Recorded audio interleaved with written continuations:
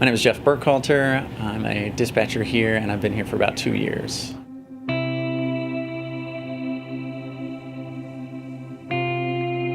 You know, it's always surprising when people come up to sit along or when I'm talking to family and stuff like that about it.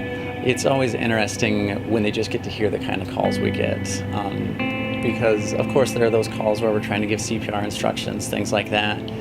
But so many of the calls can be both mundane and also out of the ordinary. You know, we'll get people calling us because, you know, their ducks, you know, stuck in a sewer grate or something like that. Or we'll get calls where, I've had a call where an elderly lady just couldn't get her phone to work. She was trying to call somebody long distance, it wasn't working, she called 911. So those are those times when you're surprised that they're calling, but you also remember the reason people call 911 is they're lost, they're confused, they're scared. They call us when they don't know what else to do.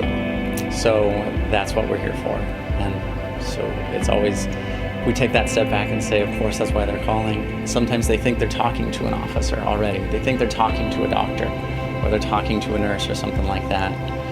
So, you know, those are the biggest things I'd want people to understand is that, you know, the most important thing is we need to know where you are, above all else, because we can't get you the help you need until we know that. And then as far as the help that's getting to you, just understanding we're getting that information from you, we're asking questions because we want to get you that help. Was this anything like you thought it would be when you applied to work here? No, it's far different from what I thought when I put in that initial application. It's much more complex in terms of everything that you're doing.